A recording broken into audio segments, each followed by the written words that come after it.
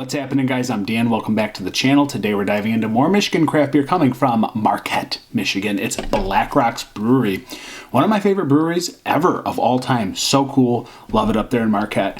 And I love their beer. So what do we have today? It is their new Porch Pale Ale, brand spanking new to Michigan distribution, guys. It's never been released before, I don't believe. And I thought I was told that this was a taproom only release that later got pushed into distribution. So I'm really happy to have this in my hand, if that is true, in fact. A tantalizing pale ale. Heaps of Nectaron hops provide passion fruit, guava, peach notes, soft bitterness. What is this? 5.2% ABV. So really liking these lower ABV beers as of late. A time and place for higher ABV, but you know, for daily drinkers or a couple, 5.2 is really great for a pale ale. So Porch don't know where they came up with that, but it's cool. And we have a canned on date of 2/20/25. So yeah, it is the 5th of March, time of recording. So there you go. Really super duper fresh. It says now with 0% cat. I love it. I love BlackRocks, man, just for stuff like that. They're just funny. So it says buy within 4 months of data on the bottom. So see, some give 6 months. They only want 4. That's what I love about BlackRocks. Here's the other thing. They don't need the 4 months. It sells. Their beer always sells, especially 51K in their whole lineup. So again, we have not had this. Let's get this into some proper glassware. Boom. And guys, again, I'm super excited to try this one because it's new, and anything new from BlackRocks, you're going to want to try. And it's just my experience over the last 4, 5, 6 years that I've been drinking BlackRocks beer, man. Super tasty stuff. So let's hope for the same today. I just got this chilled down. Again, this was just released today into distribution. So yeah, March 5th, time of recording. Looks really good. A little bit of haze to her, not super translucent. Got a nice pillowy, creamy head. Look at this thing, man. Jeez. Really good carbonation streams to the top. So yeah, you can see the color, right? It looks almost like a Sierra Nevada pale ale, just a little bit lighter maybe. Not as like amber and orange. A little bit lighter, if you will, but still going in that direction. So let's get a nose. Kind of excited for this one. Porch Cat. Love it. Wow. Whoa. Whoa. Whoa. Whoa. Isn't that like a thing from Family Guy? Whoa, whoa, whoa. That's what I am blown away on the nose already. First off, there's like this small like dank thing, you know, just for a moment. It's like a hop candle. It's a freaking hop candle in your nose, man. It almost reminds me of like not 51K, kind of a mix of that and My Kiss for a moment. Like it's got that like subtle small like citrusy, you know, stone fruit dankness for a minute.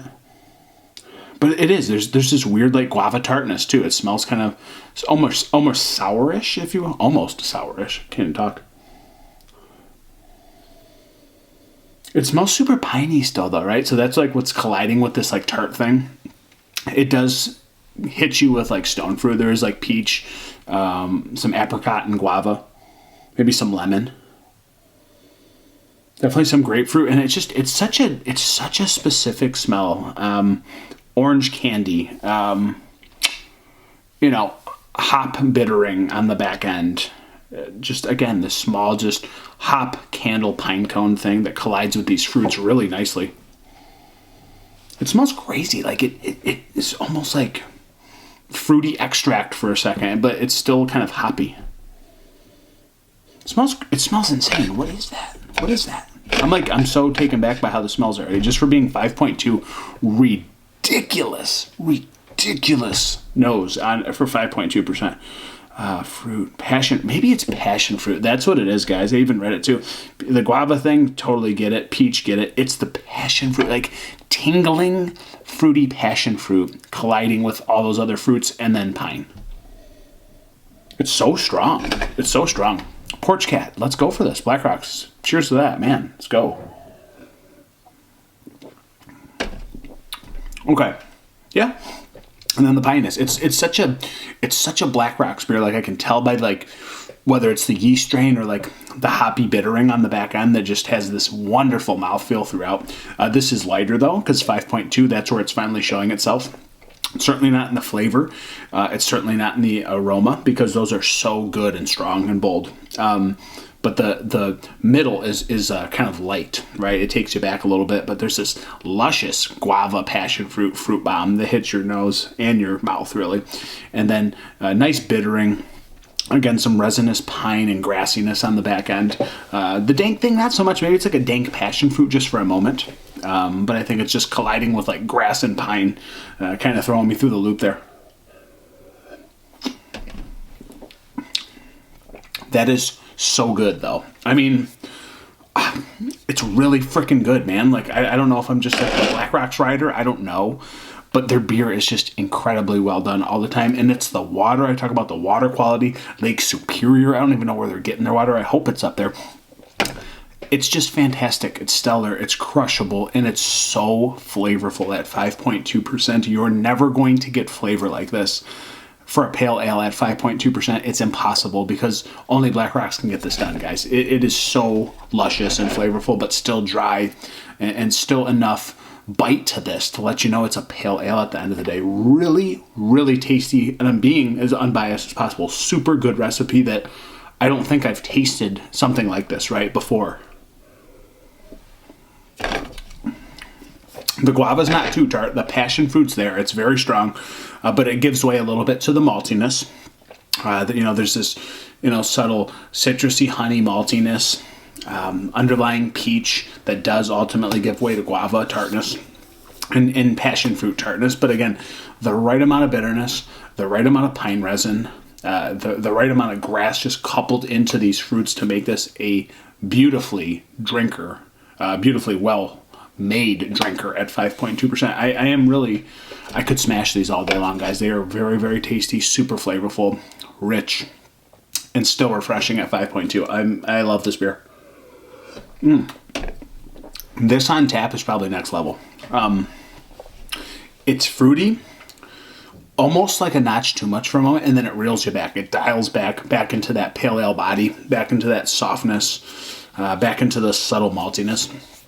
But it's so rich and so flavorful at 5.2, and I'm just talking in circles. Really, really liking this one, and it does not shock me coming from BlackRocks, whether it's the water quality, the yeast strain, the Nectaron hops we're using here today. Again, it feels very BlackRocks-ish, and that's a very high compliment, by the way, because they do it very well, guys. This is a crusher, super flavorful. I could have these all the time, but honestly, it is quite fruity. So maybe 2 is the sweet spot, but I could probably still demolish a 6-pack of this, truthfully. And that's with me being like anti-hazy fruities, and this is still awesome. So, guys, I'm going to go 4.2 out of 5. I mean, it's a pale ale. I think this is one of the better pale ales you're going to find in the Michigan market for price, which is probably about $10.99, $11.99, 6-pack. And I just really don't think you can find flavor like this at 5.2%, and you probably won't find a pale ale with this flavor profile on the market anywhere. So, guys, 4.2 out of 5 to the highest compliment to BlackRocks. They kill it, and they continue to kill it over and over and over again. It's a pale ale. It drinks much cooler than a pale ale does, guys, and it's not boring whatsoever. So that's where I'm putting this. Another W for BlackRocks Brewery. Thank you so much for being here, guys. If you're going to pour a beer, make sure it's a Michigan beer. Cheers.